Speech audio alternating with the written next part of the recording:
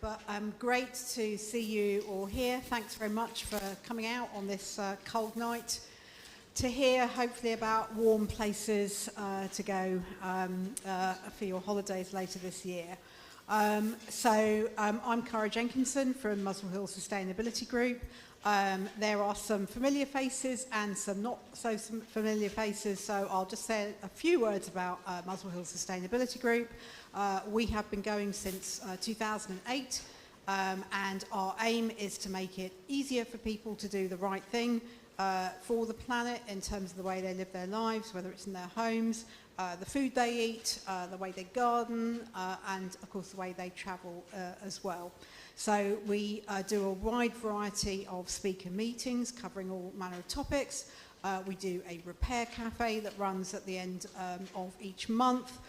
We do social events. We have a green drinks coming up on the 9th of February at the Clissold Arms. And we do our Green Open Homes event every year as well.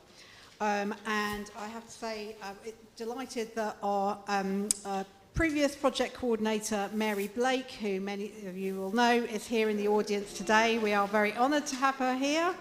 And we also have Lisa, who will be running around somewhere if I can't see her, who has done a brilliant job of securing some excellent speakers for this evening. So to introduce them, so we're going to hear about responsible tourism. That's the theme for this evening. And three speakers we're going to be hearing from. First, Anna Hughes, who is founder at Flight Free UK. And Flight Free UK was set up in 2018 by Anna, who's a behaviour change specialist, lifelong environmentalist and long-time advocate of flight-free travel. And she's worked in sustainable travel since 2008 and gave up flying 15 years ago. Very impressive. And Flight Free UK is part of the Stay Grounded network, and a charity that positively informs, empowers, and encourages people to travel without flying, which includes their year-long Flight Free challenge, which I'm sure Anna will talk a bit more about. They're part of the Stay Grounded network. Collective action also puts pressure on government and industry to make low-carbon travel more accessible. Next, we're going to have Zoe Thomas, who's travel designer at Travel Matters. And Zoe is an experienced travel designer, specialising in tailor-made holidays and small group tours. She has a rich and varied background shaped by her involvement in international NGO initiatives, so quite a different perspective about the way you do tourism, including several years in Sri Lanka and Malawi. And Travel Matters is a certified B Corp with over 2 decades of experience in creating holidays that minimise the negative impacts while maximising positive outcomes. And then finally, we have Paul Conroy, who is Head of Partnerships at Byway, and you'll see some of the brochures on the seats there. And Paul has extensive experience in the travel industry, and having been previously product and commercial director at Fleetway Travel, plus various other roles. Byway is also a B Corp, and the first 100% flight-free holiday company, creating personalised trips across the UK and Europe by train. So, what a roundup. There's brilliant speakers to look forward to. So, I think Anna is going first.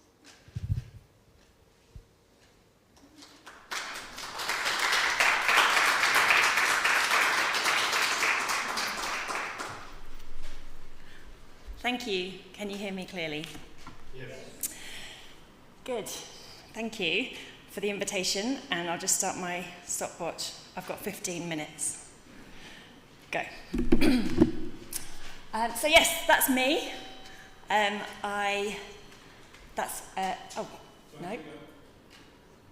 Sorry, did I press that? Okay, fine. Okay. So yeah, my name's Anna Hughes. I'm the director of Flight Free UK. Here I am. I'm flight free for the climate. Sounds like a bit of a confessional. And as was said in the introduction, I haven't flown for 15 years. And that was a result of watching a film, which gave some information about the climate impact of flying. It wasn't something I'd considered before, even though I considered myself an environmentalist. So I was doing other things, like I've never owned a car, so I'd ride my bike everywhere. I got my clothes from charity shops. I was dabbling with veganism. I used a low carbon energy supplier, all of those kinds of things. And obviously I did my recycling. But I was still flying because I didn't understand the impact and I didn't really think it was a big deal. But then I watched a film called The Age of Stupid that some of you might have seen back in 2009, I think it was. And it stars Pete Postlethwaite as a man looking back from the future at now, asking, why didn't we save ourselves when we had the chance?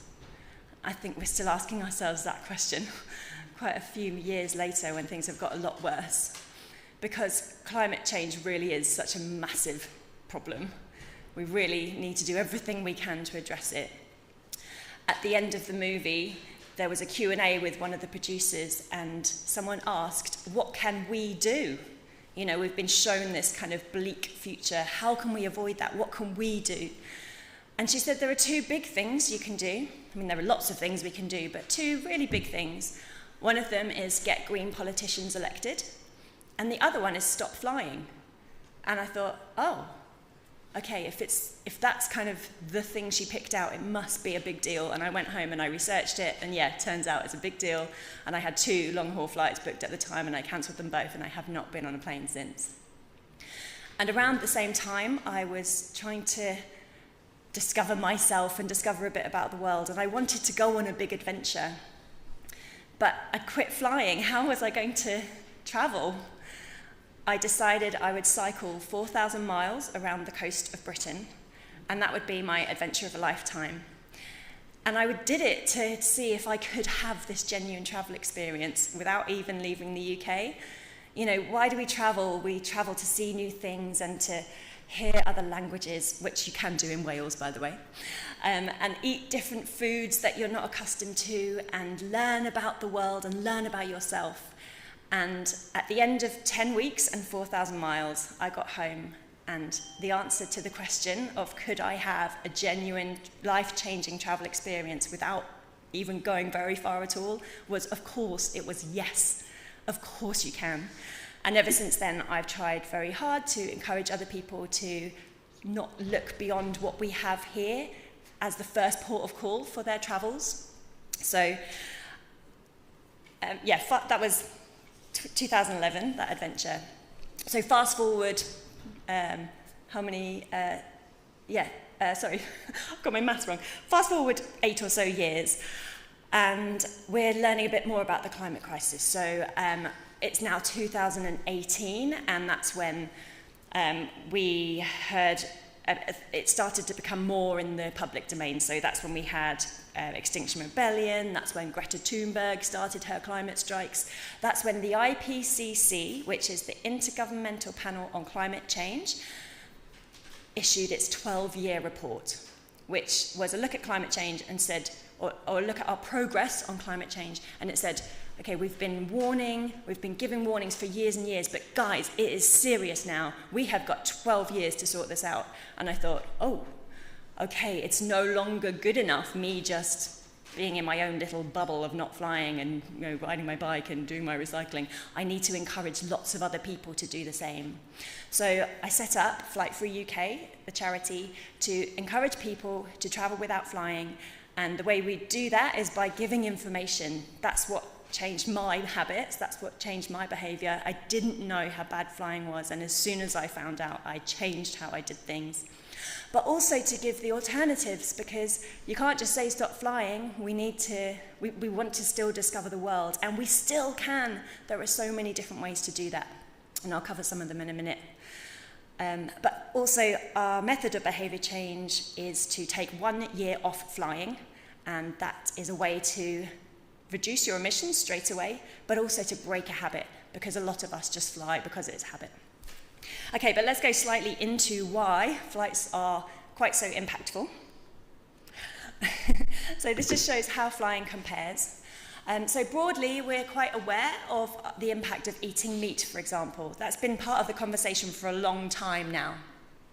We are also quite aware of driving and the impact of that, and that we should really reduce the amount we drive on a regular basis. But if you look at that chart, you'll see that even driving a car for a whole year or eating meat for a whole year is not as much as one single flight, and that is per passenger, that's not for the plane. So a return flight to Bali, and yes, sure, that's a long haul flight and we're not all going to fly that far on a regular basis, but just as an illustration, it's more than 3 tons of carbon dioxide per passenger taking that flight. And it just completely wipes out everything else. It completely overbalances everything else that we do. And so now we're in that conversation of limiting our carbon emissions and looking at, we're spending our remaining carbon budget very, very quickly. What should we be spending it on? Possibly the things that we need to stay alive, like eating, clothing ourselves, those kinds of things. So yeah, we have to ask ourselves very carefully, is there room for flights in a limited carbon budget? And when you look at this chart, it kind of suggests that maybe not. Especially when you look at the vertical line, the dotted line that goes down the centre, and that refers to what the IPCC recommended as a so-called sustainable footprint for people over the course of a year. Now that is global, so it basically says every citizen on this earth, if we are going to avoid those climate tipping points, every single citizen on the earth needs to be below that number. The vast majority of us are. The vast majority of the world is below that number. Here in the West, we are so far above it. We really, really need to address our high carbon lifestyles. So that is why Flight Free UK looks at flights, but it's not all bad news. So this shows what the alternatives are, and you can see just how much carbon you can save by choosing alternatives. So just a quick explanation, and by the way, these charts are available to take away as postcards here at the front, so if you want to grab one afterwards, or if you would like Flight Free UK to send you a pack, you just let me know. So right at the very top, the lowest carbon form of transport across Europe is, well, it says rail, e.g. Eurostar, so that is the electrified rail, typically high speed, typically on the continent, and it's that low because a lot of the electricity on the continent is renewable, a lot of it's nuclear, whisper it. However you feel about nuclear, it's really low carbon. And yeah, so that gives us, that is by far the most efficient way to travel, and the European rail network is brilliant, so that's a great option. You might be surprised to see that as a foot passenger on a ferry, it's pretty low as well. You're not taking up much resources on that ferry. And coach is also a fantastic option, especially as on a budget. That's a really good option for budget travel. And then the chart just goes through the rest. And as you can see, at the bottom is the flight, the biggest one. And by the way, just to specify, all of the ones that list the car, that is 2 people in the car. Everything on that chart is average occupancy, and the car, 2 people is the average occupancy of a car. Okay, so just to illustrate how much you are saving if you're taking the train instead of flying, London to Barcelona is Europe's 6th busiest air route. Taking the train can cut your emissions by 91%. Imagine if everybody who flew from London to Barcelona took the train instead. We'd really be getting somewhere. And it's a wonderful journey. I did it last year. It's absolutely amazing. And it's just 2 trains from here. You get on the train in St Pancras and you change in Paris. And it's a single train all the way from Paris to Barcelona. And it's the most glorious journey through France. Coming through the Pyrenees as well, and then you hit the coast before you get to the Pyrenees. You hit the coast at the south coast of France, and it's just wonderful. What a wonderful way to travel. And reassuringly, the majority of the flights that we take are actually for holidays, they're for leisure. We often get asked, oh, well, what about business travel? Isn't it the business people who need to change their habits? Because you have this idea that it's business people flying every week that is the problem. But actually, overall, the majority of flights are for leisure. which means we can choose where we go. We can choose to stay more local. We can choose to visit places by train or coach or ferry or whatever it is. And again, if we can change all those, 64% of flights, if we can remove those by traveling in other ways, we are really getting somewhere. So that's positive. And even more positive, the top 3 overseas destinations for UK travellers can all be reached without flying. So number 1 destination is Spain. And as you saw in the previous picture, you can get there in a single day. We went down to Malaga last year, and that was a 2-day journey. We actually took 3 days to get there, because why not? We spent a night in Madrid on the way as well. So it was Barcelona, a couple of nights in Barcelona, a night in Madrid, 3 nights in Malaga, back in 2 days. It is extremely easy and extremely enjoyable. That's where we choose to go the most, and so if we could switch that up and go by train. Number 2 is France. Again, super easy to get to without flying, and Italy as well. It's a day or 2, depending on where you go. And I kind of hinted at it with the Barcelona trip, but travel is so much more rewarding when you don't fly. You get great views, you've got more leg room, you can use the time usefully. So even though a lot of the arguments for flying are that it's quicker, overall in the air you're spending less time than you would be on the train, but your journey time is longer because you're including waiting at the airport, getting to the airport, all of those things, baggage claim, etc. Whereas on the train, it's just you sit down and then you can relax the whole way, or work, or do whatever you wish. So the time is useful time. And of course, it puts you right in the city centre. So many advantages to travelling in that way. And I have a few tips for flight-free travel. I'm zipping through these a little bit now. So number 1, use seat61.com to find routes. If you've not heard of seat61.com, please go and look it up. It's an incredible encyclopedia of flight-free travel to practically any country in the world. It's quite lengthy, so you might want to make a cup of tea before you sit down with it. But you can really get lost in there and just daydream about how to get anywhere. It's stuffed full of super good tips.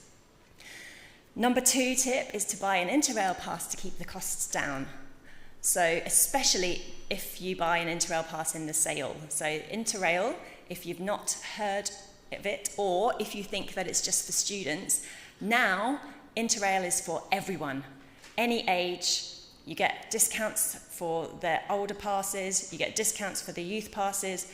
You have to pay a bit more if you're my age, but it's so affordable, especially if you get it in the sale. So every year they have a 25% off sale, typically in about November. I always buy my pass then. You've got 11 months to use it, so my annual holiday is always using that Interrail pass.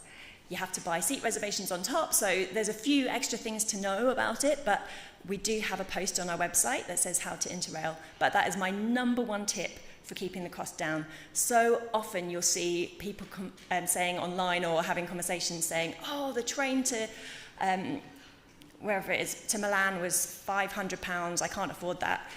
It's not £500, buy an Interrail pass, that keeps the cost far, far below that.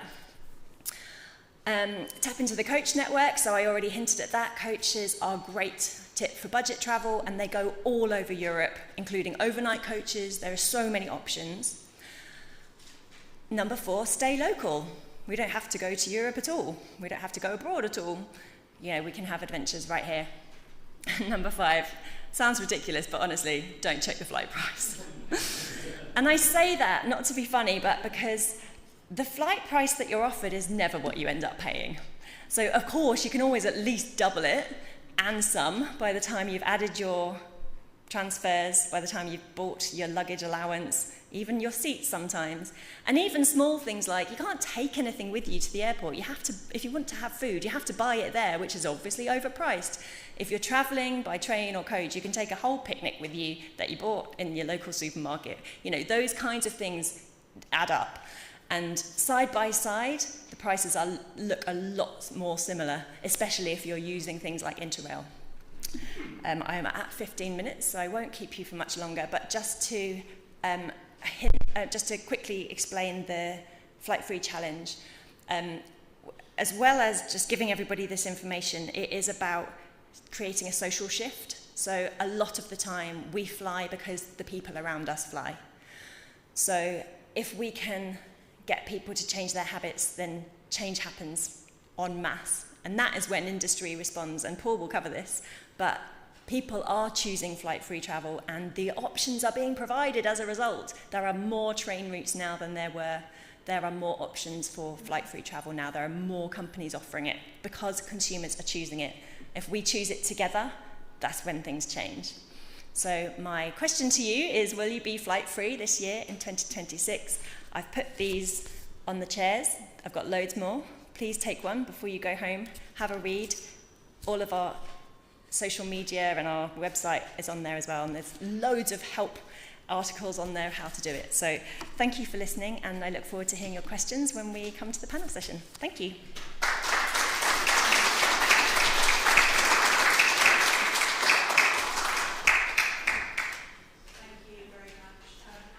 And just to say quickly, we have been running a kind of basic carbon footprinting tool made of kind of felt and bits of cardboard.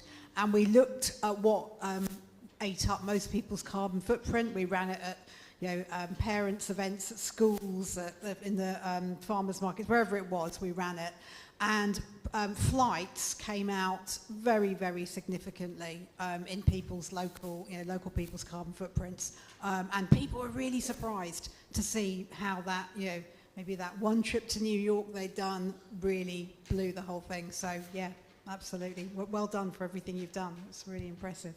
Right, over to Zoe.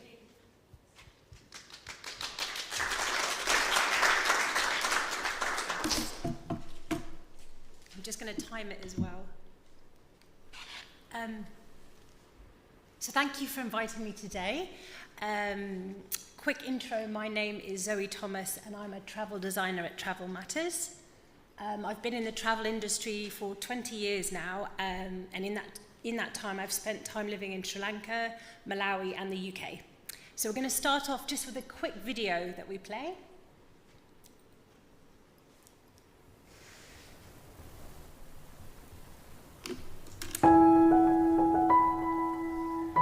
Whether you're seeking new heights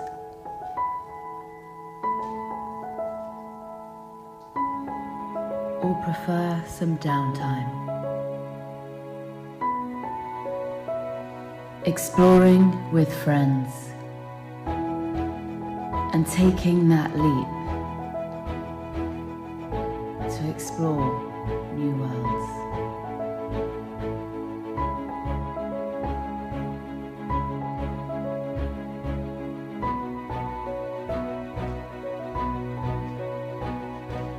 Maybe you're just searching for that chance to connect with nature.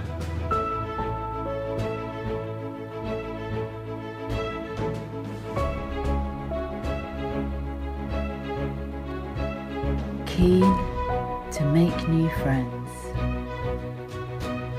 or learn a new dance.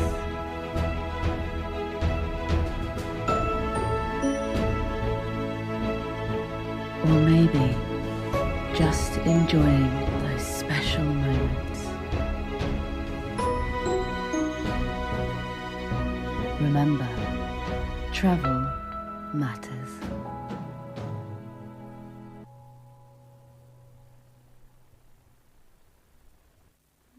So, to start, Travel Matters was established in 1999 by Karen Simmons. We are a small, award-winning travel agency and concierge service based in southwest London. We primarily put together tailor-made trips for families and empty nesters. Karen Simmons, our founder, recognised 25 years ago that travel and tourism should be a force for good. When we travel, it should really matter, and we should be making a positive contribution to the destinations we are visiting. Remembering we are guests in host countries really can make a difference, and the tourism dollar can bring economic prosperity to those destinations. So ultimately, Travel Matters was born. We are a small team of 10, but we are a mighty team, each with specialities and expertise in different countries and experiences. Most of us have lived overseas, so we have a wealth of knowledge and experience to share. My personal speciality is designing escorted small group tours for women, and including destinations such as India, Sri Lanka, Portugal, Morocco, and Greece. Pardon me. So for 26 years, we've been crafting tailor-made holidays for people. We pride ourselves on listening very carefully to client needs and engaging in personal discussion with our clients to use our expertise to make incredible itineraries to suit people's interests, time, and budget. Due to long-standing connections with partners and suppliers, we have access to better rates, cheaper rates. So we save clients money, but we also add value due to those connections we have with suppliers. So, for example, we can get free upgrades, late checkouts, value add, free dinners, bottles of wine, or hotel vouchers. So, types of holiday. We cover an array of holidays and short breaks, often multi-centre and also multi-generational. We do tailor-made holidays from beach to mountain, from hot to cold, from escorted rail journey to self-drive to small group tour. Responsible travel. We promote travel that focuses on conservation, not destruction. We aren't tree huggers, by the way, and we don't preach to our clients, but we want to promote travel that does not exploit or harm animals. We want to do travel that supports local economies to the benefit of host communities, and travel that strives not to leave any traces behind. We feel we have responsibility to create memorable travel experiences in a world where communities and our planet can coexist and flourish. As a certified B Corp business now, we're dedicated to show how travel, when done right, impacts the world in a positive manner and breaks down barriers. Karen, our founder, 13 years ago, set up the Make Travel Matter campaign. The aim was to encourage people to make more conscious decisions during their travels and to be more proactive in relation to the idea of protecting the environment and the communities they encounter along the way. Our wish is to make people's travel matter, and we want the travel experience to be complete with the involvement of learning from the local community. In summary, what do we stand for? Sustainability in our relationships and due diligence in our supply chain. Equality in tourism. We're constantly trying to work out how we can support women in jobs in tourism. We want our clients to get under the skin of our destinations. We offer a trusted service for really time-poor people.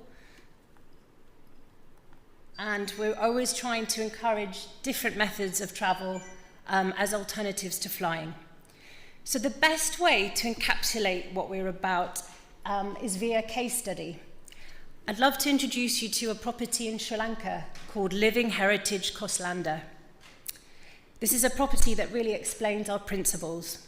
The hotel was set up by a British mother, Lucy, and her Sri Lankan husband, Manik, 30 years ago. The hotel is a realization of their dream of introducing sustainable tourism to Sri Lanka. The vision was to create an eco-resort in the middle of a rural area in the hill country of Sri Lanka, whilst respecting and preserving local culture, Sri Lankan heritage and rituals of the forest. The hill country, tea country, is often an area of high unemployment. So the team has visited this 9-bedroom eco hotel quite regularly, and we often send our clients here. The hotel is a celebration of Sri Lankan traditional architecture for guests to enjoy, whilst preserving ancient skills with the surrounding craftsman community. The buildings are made using sustainably sourced local timber, clay bricks, tile, and stone. Jobs were created for local craftsmen who used traditional materials and building methods, some of which had to be relearned and revived. The wisdom of these old techniques has created buildings that are cool and ambient, yet practical living spaces for guests. There is therefore no need for any air conditioning at all at this hotel. Symbiotic with this is the employment and training of local villagers of all ages and both genders, enabling the youth to remain within their villages and the women the ability to work and still look after their families. Women form the backbone of this hotel. And just some examples of what Lucy has achieved. She enables the female staff to work from 8 till 4, which means that she can be home, which women can be home for the kids, collect them from school, even though that costs more for the management. And they've actively, I think it's 35% of the staff are female, which is really high for Sri Lanka, which is, the tourism industry is quite male dominated. So environmental protection and restoration through tree planting and biodiversity projects on the hotel's 80 acres of forest is crucial. The hotel employs a team of gardeners and on-site naturalists. It's all about reconnecting with nature. Families come to stay from London and kids can learn about planting trees. They learn to collect seeds from the jungle for the seed bank. They learn how the wormery works, about composting of food materials, and they learn about mucking out the cows and the chickens. Even though we have parks and gardens in our towns and cities, families from the UK are suddenly confronted with something different here. 80 acres of jungle, waterfall, nature trails, endemic bird species, pepper trees, coffee growing, cinnamon plantations, vanilla plants. It gives a raw experience. And all of us today, I'm sure some of us drink coffee each day, but how about when the coffee that you drink is from the plant that is 3 meters away from your breakfast table? It gives you a different perspective from the tree to the coffee cup. So, yeah. And then lastly, with Koslander, they do, it's called Farm to Fork, and this teaches kids the journey of food from the land to plates. So fostering healthy eating habits and understanding food origins. So they actually go down to the organic garden with the chef, and they can pick the leaves, the salad, and the stuff to then cook up with the chef for their dinner that evening. This community-led project in the middle of Sri Lanka's tea country, where clients can stay and experience nature and produce from the land, is different to any other hotel. And it's like a pause button for busy people. So I just wanted to share that one example of where we might like to try and take our clients and give them the opportunity to experience. So all these things can't be done alone. Travel Matters has many affiliations: the Galapagos Conservation Trust, the Travel Foundation, Equality in Tourism, and Tourism Declares a Climate Emergency. We are proud to work with these specific partners and associations. Next slide, sorry. And one of our favourites is every package holiday that we book, we've pledged to plant a tree with Trees for Cities. So they're one of our charity partners as well. So that was a very brief introduction to who we are. Sorry if I was a bit fast. There is our website up there. Karen we have a lot of sustainability guides on our website, which you can download, and it is a hub of information. So I've put anyone attending today, we'd love to offer a £75 voucher if anyone wanted to book a holiday, and we'd love to design something for you. And then questions will be later. Yeah, thank you so much.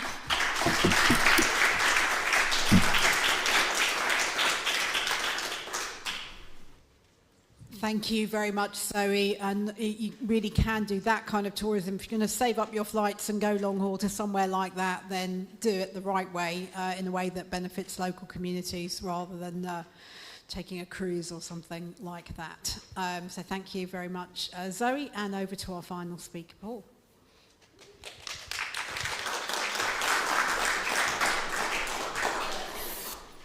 Thank you very much. Thank you very much for having us here. Really, it's an honour to be able to introduce our charity and our business to everybody. I work for Byway. My name is Paul. I've worked for Byway since 2020. The company was incorporated in March 2020, which, if you might remember, was not the best time to incorporate a travel business. The entire planet went into lockdown. But what we found, of course, was that as we came out of the pandemic, people were starting to think about travel differently, and people were starting to think about travelling flight-free, as Anna has described to us earlier. So what we've done is we've basically built a business selling flight-free holidays. We have a partnership with Anna. We have also a partnership with Zoe. So Zoe's travel agency sometimes sells Byway holidays to its company, to its audience. So my job is head of partnerships. I'm very proud of some of the partnerships that we have, and I'll explain who we are and what we do. So the problem is that travelling and getting in a plane is just about the worst thing that we do for the climate. Did you know that and this is, I think, backs up the points that you were making, Anna, that if you give up 2 short-haul flights a year, you'll save more carbon than if you were a vegan for a year. I think the point that you were making about eating meat is very similar. It's literally the thing that we do as consumers that probably adds the most emissions. It's never been more important. You saw last summer the heat waves that were happening across Europe. Like, we've got to join the dots. Flying to destinations that we want to go to is contributing to those destinations not being possible to visit in the future. But pulling these trips together is really difficult and prohibitively complex. Unlike the flight inclusive industry that I worked in, but the crazy job I had before doing this crazy job, I worked for EasyJet. So I knew all of. So I went. Is it poacher to gamekeeper? Is that the right phrase? So it's really easy to book a flight inclusive holiday. It's prohibitively complex to book a flight free one, and that's because it's a very fragmented old industry. The number of websites that you have to go to try and work this out and put it all together is difficult. So Byway it's a tour operator. We're a commercial holiday company. Our job is to put together flight-free holidays for our customers. Travelling slowly is lovely. I've done it. Anna described it beautifully earlier. It's a really wonderful way, and I'm sure many of us in the room have, to see Europe. And I should say that it's not just Europe. So the furthest we've taken anybody, so most of our customers are here in the UK, not all, but most of our customers are here in the UK, and the furthest that we've taken people south is Morocco. So you travel all the way through France, staying at a few places, all the way through Spain, staying at a few places, get the ferry over to Tangier, then travel around Morocco. Morocco's got an amazingly good rail infrastructure, and then come back a different way. Really wonderful trip. We've taken people, the furthest east we've taken anybody is Georgia. I don't know if I told you about this, Tbilisi. So travel all the way to Turkey and then travel through northeastern Turkey, get to Tbilisi and then come back. We've taken people to the north of Norway and Sweden and Finland and Lapland, and Scandinavia is a really brilliant destination, primarily by train and then ferry. Some of the overnight ferries are really interesting. But our volumes come from the destinations that you would guess. Our number 1 selling destination is Italy. Our number 2 is France. 3 is Spain. Switzerland is up there. Austria, Belgium, Netherlands, of course. Very easy. Oh, and UK domestic. We send a lot of people from London up to Scotland and so on. So what do we do? So we built this business in 2020. Kat Jones is our founder, and an old friend of mine. We worked together previously, and Kat had the idea of setting up this commercial business, this holiday company, pulling together all these various different fragmented parts of the industry into one place to offer customers a really simple flight-free package holiday alternative. She sent me a text in the summer of 2020 saying, "Have you got 10 minutes?" And I've been there ever since. Our job is to make slow travel mainstream, so we've got a bunch of sort of sustainable goals. It's interesting. So I'm standing in a sustainability conversation. it's quite rare, I was saying this to Anna before, it's quite rare that we have sustainability as part of the conversation with our customers.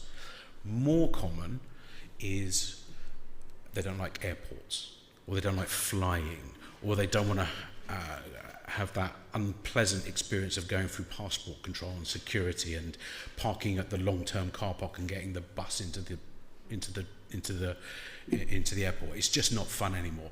Flying is not a joyous experience. Travelling by train and ferry absolutely can be. We've been going now for 5 years, 6 years. It's our 6th birthday in March, and we are taking our entire team to Rotterdam on the Eurostar for the weekend. We obviously have a really great, I'm head of partnerships, right? We have a really great partnership with Eurostar, and they've given us 60 seats return to go to Rotterdam, and we're taking the entire team, and it's a team of 60. So when I joined CAT in 2020, there were 3 of us. There's now 60 of us. And this is the point that Anna was making. The market for flight-free travel has exploded. More and more people are more and more interested in travelling slowly like this, and our customers love it. As you can, if you go onto our website and you can read our Trustpilot reviews, people really enjoy this method of travelling, and it's made up of a few things. So one is travelling by train's really lovely. It's a really enjoyable way to get from A to B. You can get up and walk around. You can take your picnic. You can look out the window. You can read your book. You can really enjoy the time. You don't feel stressed on a train. The second thing is it's a really enjoyable way of seeing more. So when you fly over a place, you miss everything. But when you travel through a place, you get a feeling of connectedness to where you're actually traveling through. You will get to talk to people. Like you will get to do things that you would not have thought you were going to do by traveling by train. And customers really enjoy that. And what they say to us is they love traveling by train, but they love the service layer that we put on as a tour operator. So when people travel with us, they are traveling with a digital journey guide. They will have an Interrail pass almost all the time. They will be traveling with an Interrail pass because Anna's right, that's the best way to do it. And it's the most flexible way to do it, and it's the cheapest way to do it. I can't read that, but I'll turn this way. So yes, so we have very good technology. So we built, and it's taken this 5 years to do it. It's taken us 5 years to build all the technology via API connections with the various providers to allow our routing technology. So the thing about the European rail network is it's really good. Like everything connects to everything. It's superb. So once you're over into France or into Belgium or into the Netherlands, Europe opens up to you. You can pretty much get anywhere you want to get to. And our routing system is based on a whole bunch of technology giving us data on timetable information, on fare information, on availability. And that means that we can produce these amazing trips that are multi-stop trips across Europe. We offer our customers great flexibility, so customers can choose where they want to go, when they want to go. We're using public transport, travels every day, so you are not stuck to certain departure dates. You can choose when you want to go. You can travel from your local station, so your journey starts when you get to your home station. Your holiday starts from your home station, because the Interrail pass includes your journey from wherever you live to St Pancras and then on the Eurostar to Europe. That's all included in the price. And we've built this map technology based on all these APIs, based on all this data that we've taken in from the various companies. We can now produce these map-based trips. So customers are on our website right now designing their own trips, creating their own combinations of different places that they might want to see. And of course, customers are travelling for all sorts of different reasons. This is all leisure, but some customers want to go to Malaga, to the beach. Other customers want to visit the big Italian cities. We've had customers that want to do cathedral trips. So we've got customers interacting with our technology for loads of different reasons. But because the European rail network is so good, everything's connected to everything. You can also talk to our trip designers. So we have a team of 6 guys, a couple of them in the pictures there, who are experts at this stuff. They tend to be either British or European and have real exposure and experience of this kind of stuff. So they will, if you can come on and speak to them, they will tell you the best way to get to wherever it is you want to go, and the things to see along the way, and the things to do in the places that you'll stay. They'll also recommend the right accommodation for you. All of our trips include all transport and all accommodation and all recommendations of things to do. Accommodation, just as an aside, and this is from a sustainability perspective, we tend not to use chain hotels. We tend to prefer to use locally owned, family-run accommodation, because when you stay at a chain hotel, the money that you spend at that hotel tends to disappear off to wherever the headquarters of the chain happens to be. It doesn't stay in the local community. So it's really cool to work with the sort of locally owned accommodation. And for us, the most important thing about the accommodation is how close is it to the train station. Because what we want is for customers to exit the train station, walk 150 yards to the hotel, drop their bags off and go and have a coffee or a croissant or whatever it is they want to do. I won't go into this, but it's a bit salesy, but it's why you might want to think about booking with Byway. I would recommend it. We issue each customer with a journey guide, and that you take with you on your phone. So it's like your own personalised website of your trip, and in that journey guide will be contained all of your tickets, your Interrail pass details, your seat reservations, any tickets you need, any accommodation vouchers, all your recommendations, what platform to be on at what time, everything. So very useful journey guide. These take a lot of doing, they take a lot of pulling together, but over the years we've managed to build the technology to automate a lot of this stuff. If you're traveling and disruption happens, which it does, and I was about to say it happens a lot. It doesn't happen any more than it might do if you were traveling by plane, but you know, air travel is disrupted too. But the thing about the European rail network is that if you are disrupted, because it's so well connected, there's almost always fairly simple alternatives. And it's on us as a tour operator to organise that for you. So we enter into a WhatsApp conversation with all of our customers and say, if you have any disruption on your trip, we will help you, we will support you through that disruption. The very unfortunate stuff that happened in Spain last week, we had some customers that were whose journeys were therefore disrupted, so we had to help them navigate that disruption. But that's part of the service that we offer. As I mentioned, we operate across Europe and into Africa. That map doesn't have enough points on it. We've taken people all the way into Turkey and so on. I need to update that slide. This is a trip. This little video is of a particular train journey called the Bernina Express. And it goes from Switzerland into northern Italy. And I've done it, and it's absolutely unbelievable. You may have heard the Bernina Express, you may have heard of Glacier Express. These are kind of tourist trains. They have like glass roofs so you can see out. Really expensive, really crowded. We recommend those journeys, but use the local train. Goes on the same line, the views are the same, costs a fraction of the price, and it won't be crowded. And it's amazing, and it's the way to get from Switzerland to northern Italy. It goes all the way through the Alps, and it has to be really slow because the journey winds its way through the Alps. So at some points you're up in the snow, and at other points you're down by the lake, and at other points you're in the forest, and the journey is magical, and the views are amazing. I took my kids on it a couple of years ago, and my wife and I were really worried that the kids would be bored the entire journey. They were transfixed with the views the entire time. And we were on the train for a day. Byway. Thank you so much. Thanks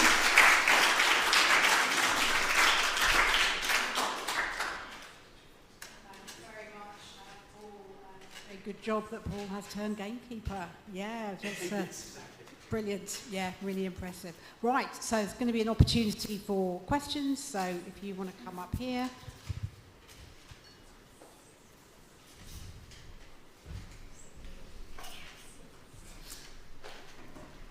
Okay, who would like to ask the first question? Mary. Hello there. I've started researching my eco holiday, and I think you've probably talked a bit more about trains, but I was wondering about ships and cruising, if there was such a thing as an affordable cruise. But I have read that ships can be worse than trains, you know, if it's a posh one with swimming pools, etc. Any comments, please? I'll go first, if that's okay. Yeah, cruise ships are possibly the worst thing you can do. So please don't take a cruise. That's partly because of the extreme energy requirements. It's basically a floating hotel. They design them so you don't have to leave. There's ice rinks on, there's many restaurants, there's a theatre, cinemas, there's all kinds of entertainment.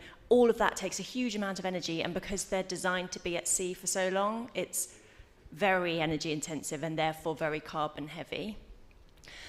If you would like to do a cruise, I would suggest a river cruise, which is so much more efficient in terms of energy and carbon, because first of all, the boat's a lot smaller, because it's not designed to keep you on it, it's designed to take you to the next place, and then, you know, it's much more of a hop on, hop off, and there's less to keep you entertained because there's always a lovely view.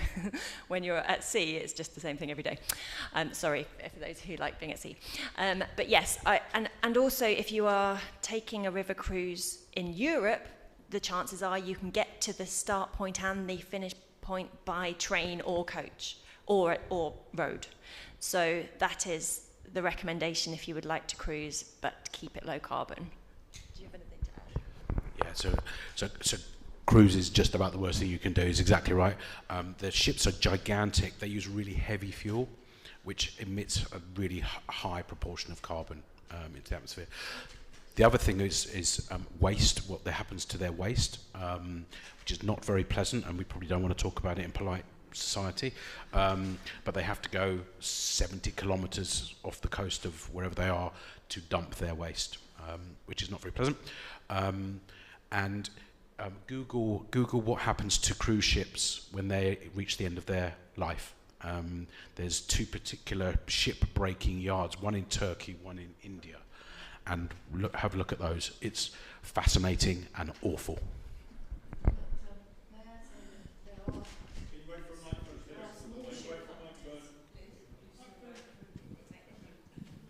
There are companies that specialise in small ships. So I did a week sailing around the Aeolian Islands on a little boat that took 12 people.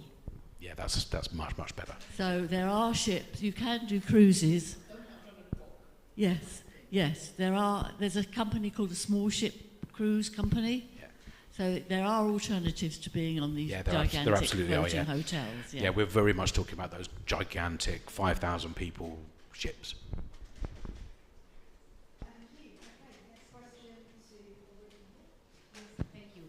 Yeah, really interesting insights. I just wanted to ask, you mentioned, I think, Scandinavia and also the ferries.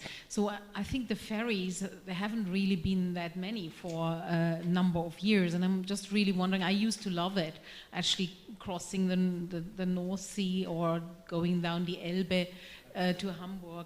And now, is there something that sort of brings that back? Can you see a trend, or... Because they've obviously not been profitable, that's why they're stopped. Yes, so they're used to, and we should distinguish here between ferries and cruise ships. We've just slammed cruise ships, but ferries are much more efficient and they are transport rather than hotels. The route between the UK and Denmark, or Norway, both, disappeared because actually they didn't pass environmental requirements. So it's because the fuel was too dirty, and that also coincided with the rise in budget flights. So it was a case of not being efficient enough, but also being outrun by the competition. Things have advanced quite a lot now. In air travel as well, you know, planes are more fuel efficient than they used to be, but boats are much better in terms of their fuel. So you would hope and expect that those kinds of routes would return with a greener fuel and even a hybrid. There are quite a few ferries now that are hybrid, including Irish ferries. One of the things is people choosing not to fly, because that's why those ferries disappeared, because of budget airline competition. So we've kind of seen that rail routes are coming back because people are choosing rail. If we choose the alternatives, they'll come back. I think there's a new route between Edinburgh and Imonden in, oh no, it's not, it's in Belgium. There's a new route between Edinburgh and Belgium, and that's promising. So there are new ones, but fundamentally it's about people choosing it. And I know that's a bit of a frustrating answer because it's quite a slow process, but that does help.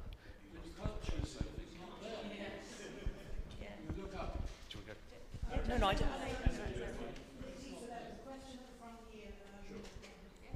Take him next, and then take you first, yeah. Thank you very much for your very interesting suggestions. I wonder if you've got any particular ideas about sustainable wildlife holidays. I read recently that actually in the Netherlands you can now go on safari. There's actually a safari park where you can go for a holiday, and I'm intrigued by that as an imaginative idea rather than having to go halfway around the world. I have to confess, I don't think I know that one, but we'll have to look that up. I think I've got two colleagues actually, I think, that would be able to answer that in terms of sustainable wildlife holiday. So maybe after this I could swap emails with you if that's okay, because they've got the expertise. Yeah. Thank you.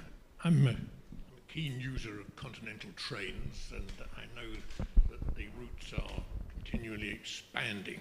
And I heard recently that you could get a sleeper all the way from Brussels to Prague, and of course goes through Germany.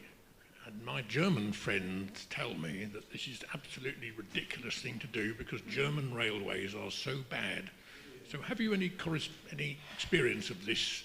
Can you shed light on that? I've been on it. Brussels to Prague, yes. In fact, I did an extreme day trip to Prague. You've heard this trend of extreme day trips, maybe.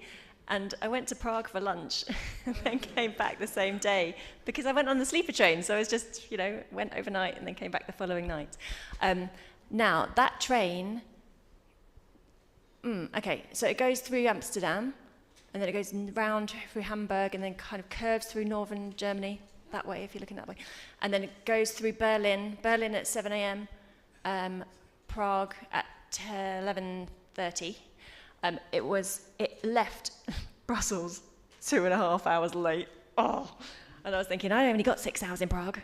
But by the time we got there, it had caught up. And I think that might be the key, because you're right, German trains are terrible at being on time, even though we have that myth of German efficiency.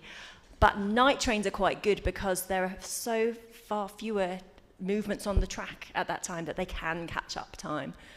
So yeah, I think their efficiency record's quite good. I don't know. Yeah. There's a real renaissance among sleeper train holidays. And we have a large number of customers who contact us and go, I'd like to go on a sleeper train, please. And the destination is less of the conversation, but we do sell that, and it sells very well. You're right about German trains. Worst trains in Europe, it's a competition between Germany and the UK.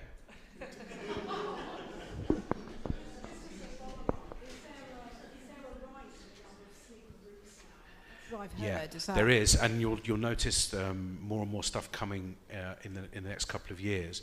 The biggest issue that there is with sleeper trains is the rolling stock, because it's quite unique, and not that many companies produce it. So what I think a couple of the companies have done is reuse old stock, like refurbish old stock. It takes quite a long time because of safety requirements and so on. But yeah, the definite renaissance in sleeper trains. Thank you. Paris to Berlin is the new one, yeah. And there'll be some others returning that were stopped during COVID. Thank you. Thank you. A question from the back here. Yes, so it's a bit of a frustration you may be able to help with. I'm disabled, and so getting around, switching trains at platforms, coaches, blah, blah, and of course Europe has a very ageing demographic. So it's very frustrating that doesn't seem to be anything that's easy to get around. So, and also I disagree actually that it's easy to get around Europe, because I was close to Lucca, Pisa, and I was trying to get to Bologna, so near Avignon. Almost impossible, either to fly. So it seems to be east to west, Italy, France seems to be quite difficult. And it was so many different changes. Or I had to go to Bologna, which is the most enormous train station, and I just couldn't work out how to get around it. So that, I think, given that we have an aging population, is a real stumbling block. Because, we're the age when we can take long, slow travel. We can do all that. We just can't actually do it. It's really interesting. So a couple of points, but so many things you've said there. So first of all, if you were booking with us or if you were booking with Zoe, let us know about your accessibility requirements. Assistance is available at every train station, so we can organise that in advance for anybody who needs a little bit of support. Second thing is the connectedness is there. I can't remember off the top of my head the right way from Lucca to Avignon, but if it was via Bologna, then why not stay in Bologna for a night and break up the journey? The food in Bologna is unbelievable. Go for a meal, and then the next morning take it more leisurely to get up to Avignon. We always say to slow it down and not to be in a rush trying to get from place to place. I don't know if you guys have got anything to add to that. Yeah. Just that Eurostar provision is really good for wheelchair users, but you're right, having all of the connections is the difficult part, isn't it? I recently was having a conversation with someone who had recently gone to Warsaw all the way by train, which sounds amazing, but also frustrating and challenging. But I'm just writing up something on our website for a bit of guidance on that. But yeah, lots more needs to be done, I'm sure.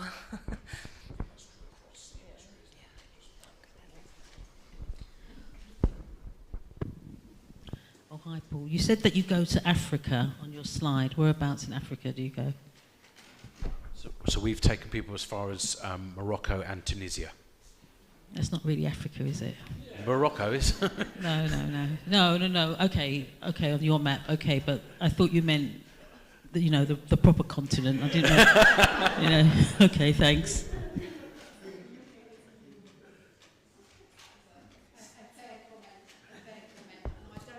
No idea what train systems are like going further south. I would imagine that's challenging, but I don't know if you've looked into that. Yeah, maybe that's one for the future for Byway, because it is, obviously that adds extra time, and I, as far as I'm aware, the train system in Morocco is really good, but then the further south you go, then the harder it is, isn't it? Even just into West Africa, that's a challenge. And we have to remember with flight-free travel, of course, you can go around the entire world if you have the time. But the further you go, the longer it takes. And for UK customers and audience, we're looking at the trips that are most easy to replace. And, if I showed the slide before about the countries that we choose to go to, France, Italy, and Spain, and those are easy to replace. So ultimately, there will be flights that are still necessary, and especially if they're a family overseas.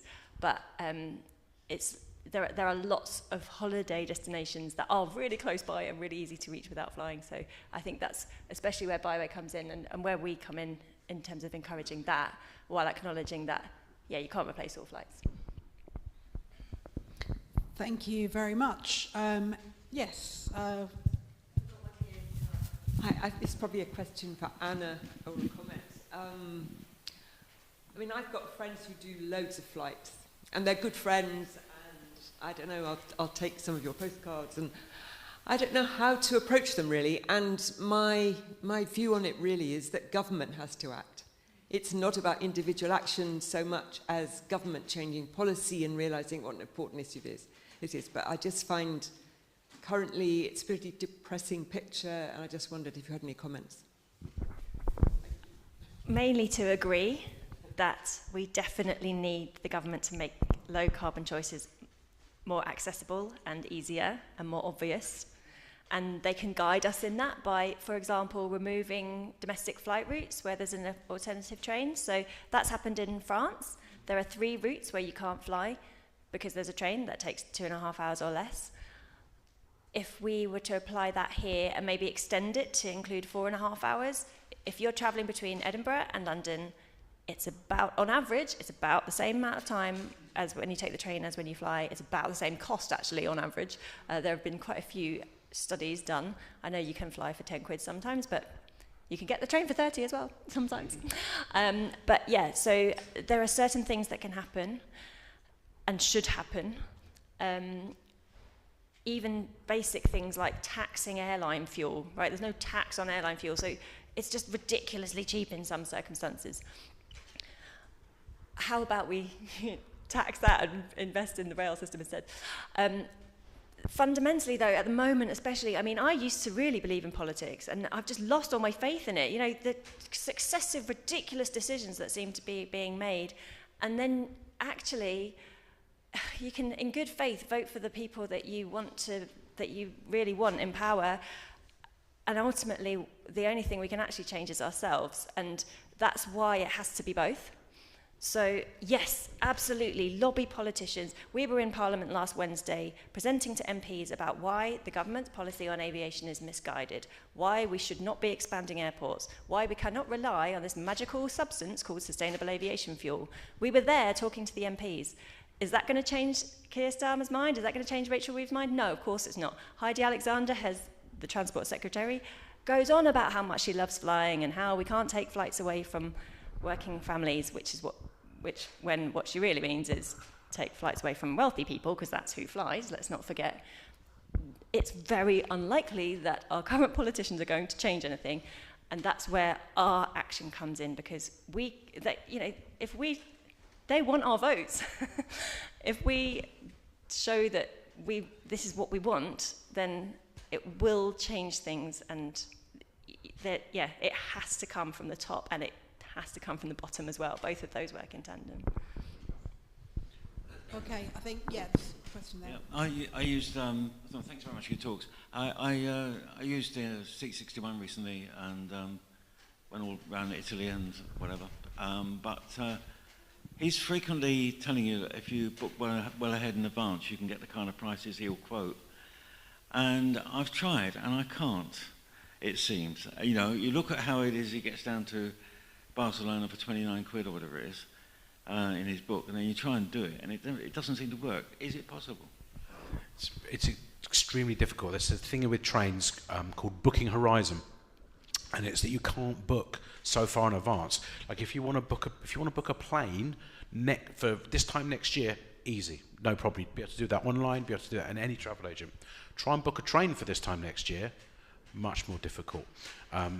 There's loads of reasons why, loads of legacy reasons why, loads of reasons such as they don't know what engineering work is going to be taking place on the line that far in advance, so they can't release the tickets.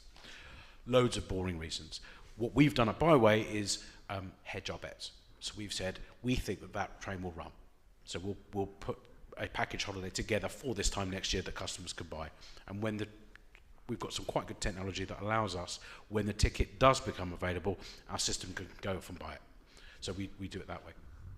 But you're right, there's loads of legacy in rail, and it makes the idea of trying to book in advance quite difficult. There is some sweet spots. So if you try and book between sort of 3 weeks and 8 weeks out, you should be able to do stuff. But buying stuff months in advance can be difficult. Sleeper trains, a particularly difficult one, because the guys who organise the sleeper trains don't know exactly what engineering works will be happening on the line months in advance. So it's hard for them to really program that stuff in. Can I give it to you? Just got one specific tip there. So you can't get to Barcelona for £29. Sorry. Even when you fly, you can't get there for that cheap. Even if that's what the flight costs, the journey's going to cost more than that. But you can get from Paris to La Tour de Carol, which is near to the French-Spanish border, on a sleeper train for €20. 29 euros? Oh, something like that. Okay, it is insanely cheap. And it's not even, like, I think if you go onto seat61.com, it's on there, and they say this train is not shown on SNCF websites. You have to know about this train. I mean, how crazy. So I'm telling you about it. You can go from Paris to La Tour de Carol for 29 euros, and I'm pretty sure that that's the actual price. Of course, it's going to cost you more for the full journey, because then you have to get from La Tour de Carol to Barcelona, which is it is the cheap part. That's good. A local train, yeah, nice and cheap. Then you've got the Eurostar. Oh, the most expensive part. If you go to, with the Interrail pass, then yes, you could incorporate your Interrail pass. That's always my tip. But you could get a Eurostar for £30. That's the cheapest one that they do. And if you go on Low Fare Finder, they'll show you which ones are available, even though they're very limited. But it's not the case that they all sell out first. They often reallocate more cheap tickets on Eurostar. So go bookmark Low Fare Finder on Eurostar, and if you're able to be flexible, that can really help, because you'll see when those cheap fares become available. Sorry, it's a bit of a game. That's why Byway exists. Thank you. Sorry, Zoe. No. Thank you. Thanks. Brian. Thanks very much for 3 very fascinating talks. Thank you very much. But it seems to me there's an elephant in the room, because we've heard how bad flight is. And so my question to Zoe is, how do you persuade people who are environmentally concerned to travel to Sri Lanka or any of these other long-haul destinations? Sorry, do you mind just repeating the last bit for me? Sorry. Well, I put it as, how do you persuade people who are environmentally concerned to travel to Sri Lanka or the other long-haul destinations when we've heard how bad flying is? Yeah, so we really noticed the last couple of years we've been encouraging environmentally concerned clients to travel not long haul, in fact. So we've been really emphasizing what's on our doorstep, what's in Europe, what we've been doing a lot of train journeys, small group escorted trips to Switzerland. We've been doing Italy. We've just had inquiries. Somebody wanted to go on the Glacier Express to Switzerland. So I see your point. I mean, we will always get clients that have a specific long-haul destination they want to go to. But for those that are environmentally concerned, that we're looking closer to home. And we're doing much more stuff in the UK up to Scotland, along the Wales coastline, train trips and stuff like that. So we're really trying to, we can't dictate to everyone, but we're very encouraging to sort of really think about what's local to us in Europe, maybe, and not push the long-haul flights. Thank you. Right, any final questions? Emily? Thanks very much for being such a great trio of speakers. I wanted to sort of pick up a bit on that last question. What about those flights that you feel like you do have to take, maybe to visit family or for necessary work? I think I've heard that offsetting isn't a good thing. So what do you do then? What do you suggest? If you do have to take that flight, what kind of thing can you do to compensate for, if there's any way to do that? Yeah, good question. And obviously, as we said before, there are some flights that are unavoidable. It depends what your scenario is and your situation. But we, at Flight Free UK, we don't support carbon offsetting in any form, mostly because so many studies show that it's ineffective, but mainly because it doesn't change behaviour, and that's what we need to do. It makes us think our emissions don't count, so we continue our polluting behaviour. What we really need to do is question if we have to take the flight, and if we decide that we do have to take it, then we need to be responsible for that. A US colleague of mine said it really well. He said, ask yourself how much you value the flight, and do you have to take it? And if, I can't remember actually the wording, but, sorry, I should have, I can't remember exactly the wording, but if he said something like, okay, that's what it was, sorry. He said, ask yourself about the value of the flight. And if you have to take it, own the emissions and don't offset. And if you don't feel comfortable owning the emissions, what does that say about the value of the flight? So we can't pretend that we're not in a globalized world now. We do have split families across the globe and business responsibilities and all those kinds of things. But fundamentally, what we need to do is look at every single flight, and the majority of them should disappear, either be replaced by other types of travel, or be replaced by virtual interactions, or be replaced by holidays closer to home, all of those kinds of things. And the flights that do remain, accept that that's part of the life that we have chosen. You could, if you want to compensate, and I hesitate to use that word, you could donate to a charity that looks at climate change. So not tree planting, don't support the commodity that is offsetting. It's a business in itself, it's corrupt, it's all these things. But yeah, a charity that genuinely addresses climate change, like Flight Free UK. Yeah, obviously the Sri Lanka question is there, and yeah, I've lost my train of thought. Oh, sorry. No. So a thought from me on this. So what I feel we've done at Byway is invent another holiday type. So if you like, there's a ski holiday, and there's a long haul holiday, and there's a cruise holiday, and what we've invented is the flight free holiday. And I think if you are thinking about your life and your decisions and your ethos in terms of travel, then don't fly every year. So if you're going to go to the United States, or you can go to Sri Lanka or Bali, you're going to fly, because there isn't an alternative way of doing it, and that's completely reasonable and completely fair. And listen, like, I think I speak with much optimism about stuff, and the fact that, you know, people like us get to speak on panels like this and speak to guys like you guys, you know, I feel really optimistic about it. And I also feel like the Earth is a paradise, and we all should be able to go and see it, and see every bit of it. And there are some bits you can't see without flying, and that's completely fair. So you can't go and see that amazing place that Zoe was telling us about in Sri Lanka unless you fly there. There is no other way to get there, unless you could take 6 months to get there. So why not see that this year, but next year go flight free in Europe?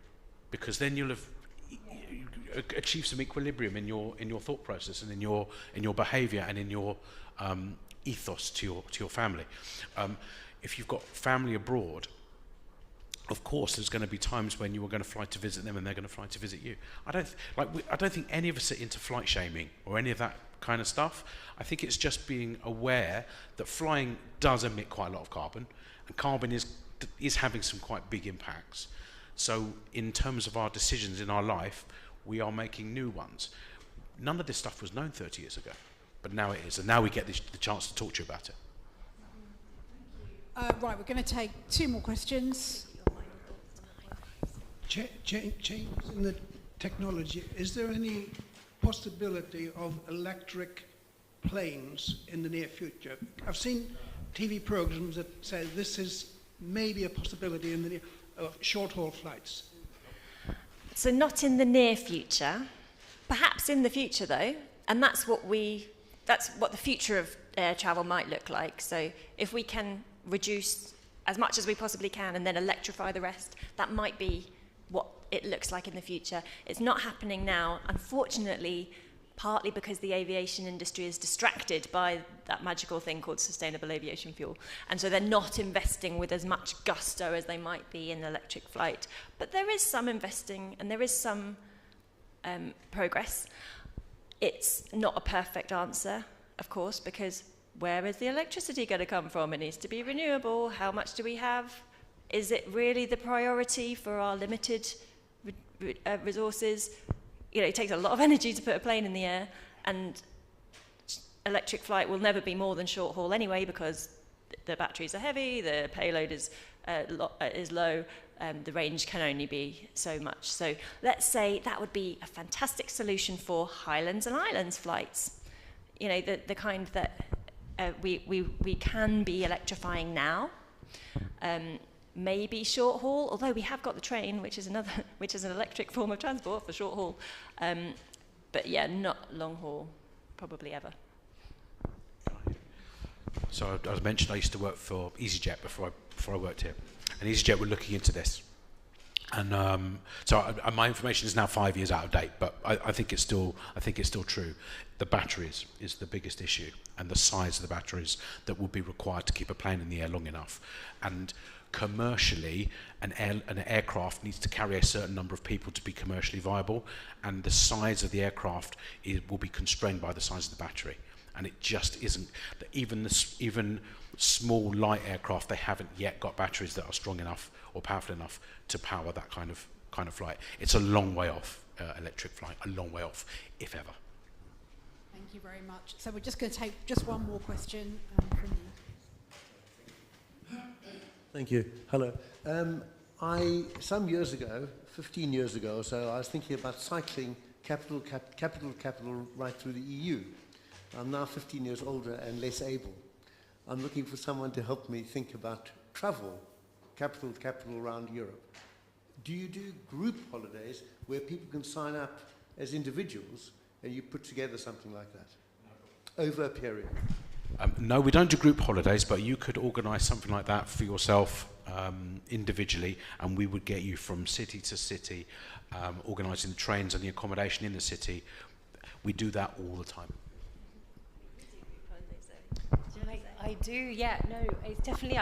Can I chat to you after about it? I'd love to. That'd be really good. But just before we end, I just wanted to say how inspiring these two people have been. I just sat here like absolutely in awe. So lovely, fantastic. And I just want to say I'm really motivated to try for the next year from April to not fly.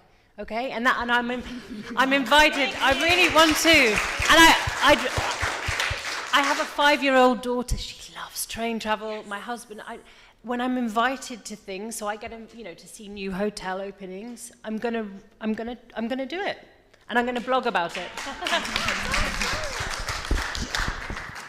Well, thank you very much to our brilliant speakers, Paul, Anna and Zoe. It's been fantastic. Before you go, I'm just going to say one thing, which is we have a nice new gadget, thanks to David and Brian for lending us their little payment thing. So we rely on member subscriptions, so we'd love you to sign up as a member. If you're not already, it's just £10 a year, not very much. Or you can make a one-off donation with a little swipe of a phone or a card. And that just helps us put on events like this and do all the good work that we do. So thank you very much, everyone. Thank you. See you soon.